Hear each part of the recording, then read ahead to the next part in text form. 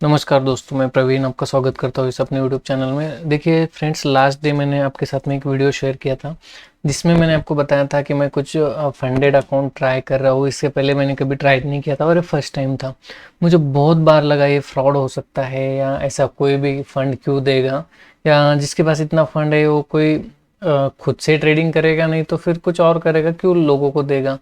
लेकिन मुझे नहीं पता था इतना ये फ्रॉड होता है या कुछ ऐसा प्रॉब्लम होता है।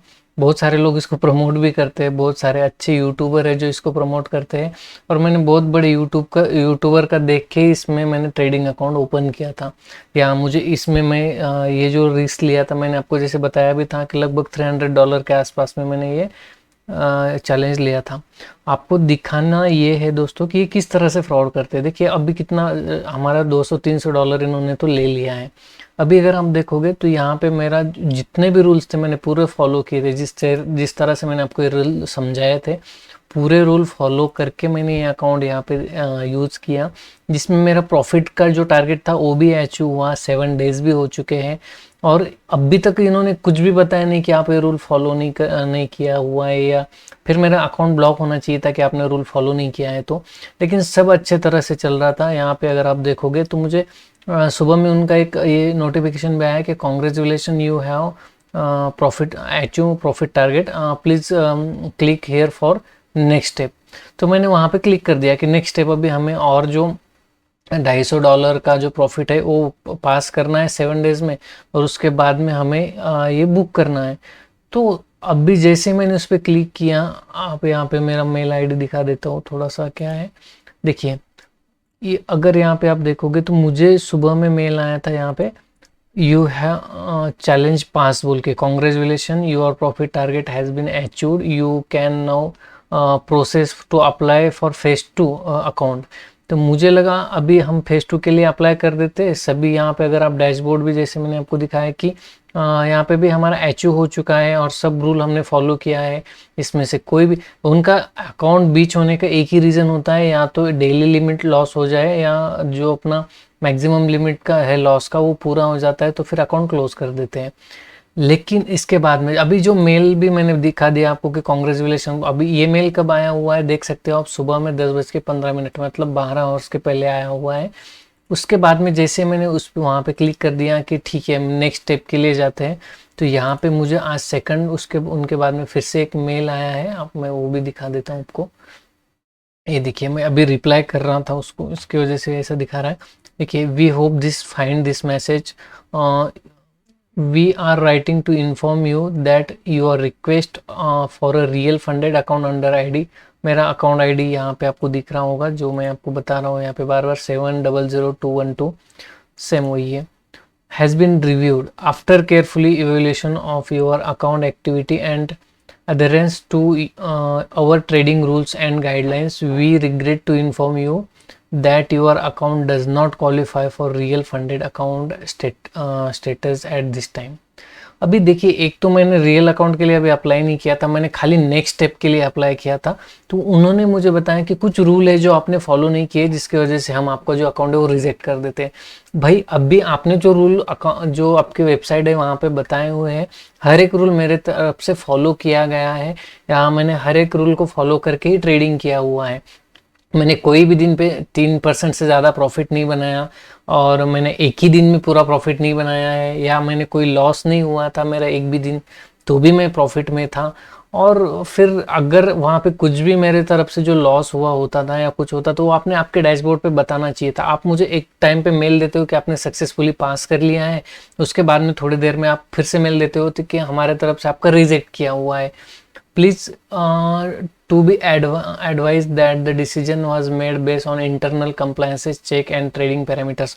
अभी मुझे ये समझ में नहीं आ रहा है इनके इंटरनल पैरामीटर और क्या है। फिर अगर कुछ इंटरनल पैरामीटर्स है तो आप आपके वेबसाइट पे जाके बताओ कि ये हमारे पैरामीटर्स है, अगर आप इसको फॉलो नहीं करोगे तो आपका अकाउंट एक्टिवेट ही नहीं होगा। फिर हम क्यों ये जो हमने जो चैलेंज लिया था हम काय के लिए चैलेंज लेंगे।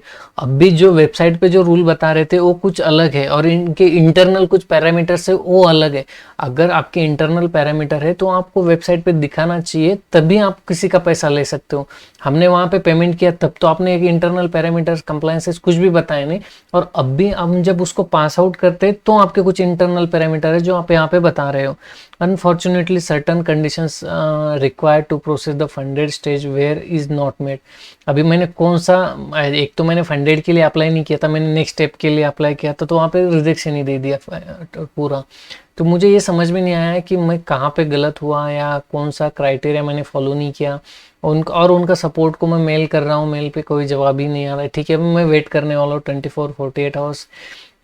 अभी क्या ही कर सकते हैं, इसको गवर्नमेंट ना इसको कुछ लीगल में लेती है ना हम। इसमें क्या है, हम हमारी कंट्री में जो लोग हैं वही पागल इस पे भरोसा करके हम कर लेते हैं। सबसे ज़्यादा तो वो यूट्यूबर, उन्होंने प्रमोशन ही नहीं करना चाहिए ऐसे वेबसाइट का जिनको जो ऐसे फ्रॉड एक्टिविटी करते हैं। जैसे अभी ये तो पैसा ले ही लिया है ना भाई, इसमें अगेंस्ट में कुछ कर सकते नहीं, और $200-300 के लिए हम कहाँ पे जाएंगे इसके लिए।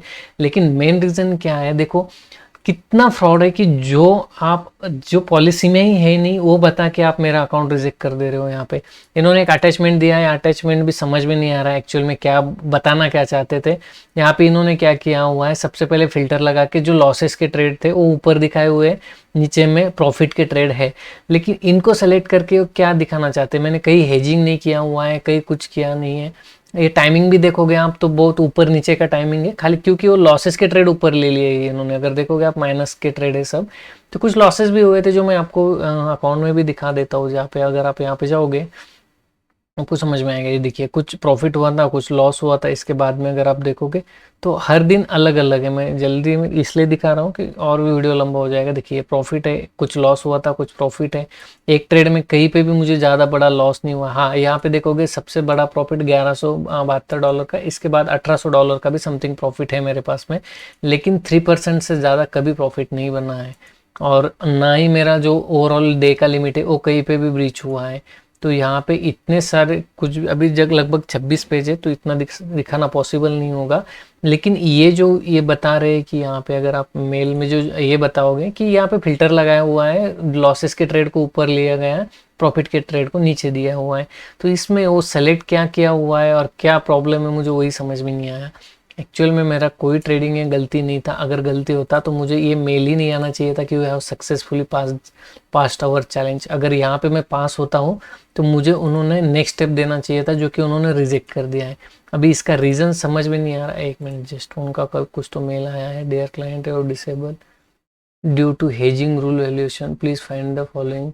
अभी भाई कहाँ पे मैं कोई यहाँ पे हेजिंग नहीं किया हुआ है।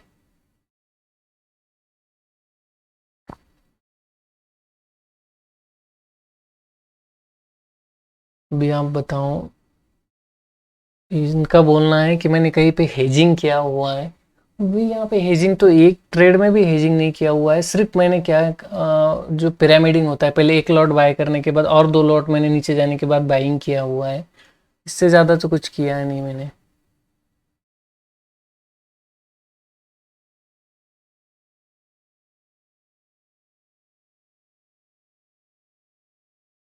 अच्छा, इनका बोलना है कि मैंने जो किया था, आ, ड- मैंने गोल्ड बाय करके यूएसडीटी को बीटीसी को सेल किया था।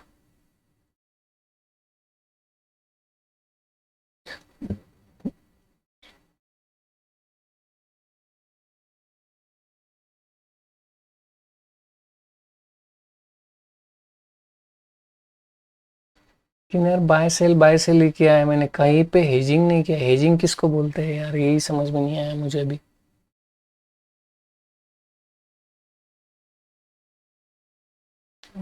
मेरे हिसाब से शायद मैंने जो ये यूएसडीटी बाय किया था, और नहीं, लेकिन अभी देखो यहाँ पे अगर आप देखोगे 12:33 को मैंने बाय किया था, ठीक है, 8 तारीख को। हाँ तो यहाँ पे मैंने क्या किया, 0.1 जो है लॉट बाय किया, और फिर से मैंने बाय किया लेकिन हाँ 10-15 मिनट के बाद में मैंने 0.4 क्वांटिटी ऐड किया था, हेजिंग नहीं किया था इसको। और इसको मैंने सेल कहाँ पे किया था लगभग, तो ये क्या है, नीचे यहाँ पे दिखा रहा है मैंने यहाँ पे इसको सेल कर दिया था। तो हेज कहाँ पे हुई पोजीशन।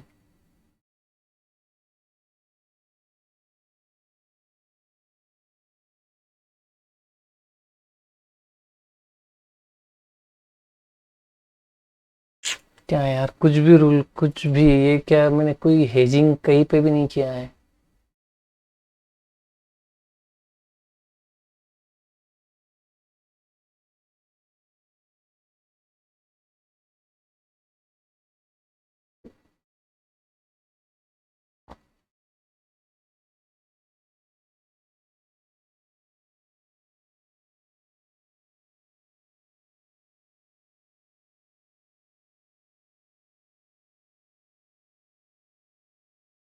क्या यार,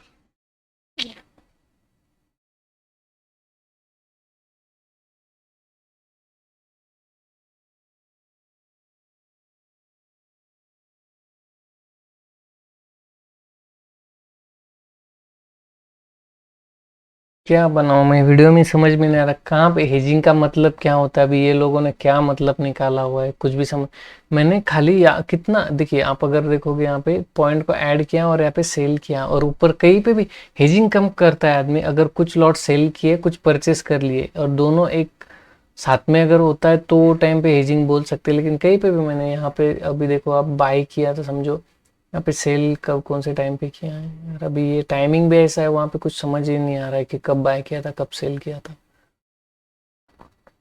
चुपन को मैंने सेल किया, यहाँ पे भी सेल किया।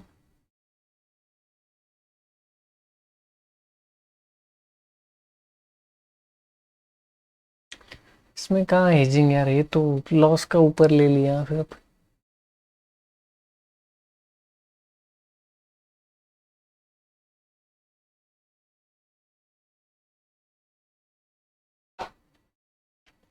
ठीक है, देखिए अभी वीडियो मैं बनाता हूँ बाद में इस पे, लेकिन अभी मेन इंपॉर्टेंट है, मैं उनको रिप्लाई करता हूँ, उनकी तरफ से क्या रिप्लाई आता है देखता हूँ। लेकिन ये फ्रॉड है, अभी देखिए दोस्तों, ये सक्सेसफुली नहीं होने वाला है, क्योंकि मैंने सिंगल ट्रेड में कहीं पे हेजिंग नहीं किया हुआ है। और ये अगर बोलना चाहते हैं हेजिंग है, आप सीधा देखिए, इनको यहाँ पे फिल्टर लगाया गया है, यहाँ पे आप देख सकते हो, मैं आपको थोड़ा जूम करके बता देता हूँ। देखिए यहाँ पे फिल्टर लगाया हुआ है, और फिल्टर लगाने के बाद जितने लॉस के पोजीशन है उन्होंने सब सेलेक्ट किया हुआ है।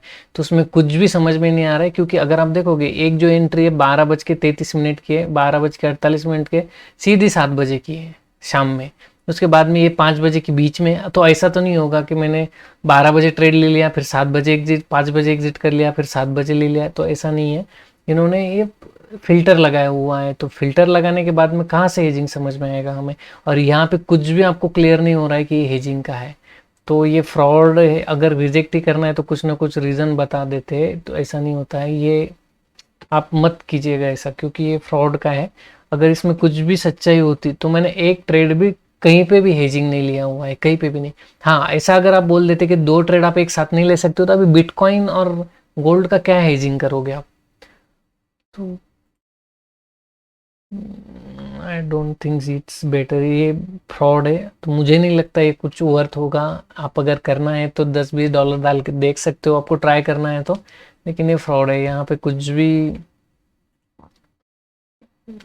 रूल बताना है तो कुछ भी कर सकते हैं, ये हेजिंग का कुछ मतलब ही नहीं बनता है इसमें।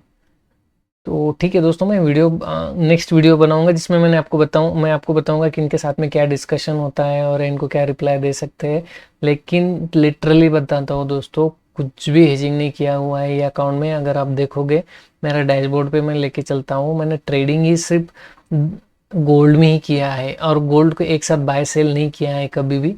अगर वैसे होता तो एक एक मुझे एक बात बताइए आप, यहाँ पे उन्होंने जो अटैचमेंट दिया हुआ है, इसमें सीधा प्रॉफिट का फिल्टर लगाया हुआ है, और ऊपर के जो लॉसेस है उसको कॉपी किया है। अब इसमें क्या बताना चाहते हैं आप, कहाँ पे हेजिंग किया हुआ है मेरे तरफ से। मैंने एक टाइम पे बाय और एक टाइम पे सेल ऐसा कहीं पे नहीं किया, तो फिर हेजिंग का मतलब ही नहीं बनता है। लेकिन ठीक है, जाने दो, मैं वेस्ट का ऐसे बोल के भी उसको क्या कर सकते हैं। ठीक है दोस्तों, अभी के लिए इतना ही, मैं बताता हूँ आगे क्या बात होती है उनसे।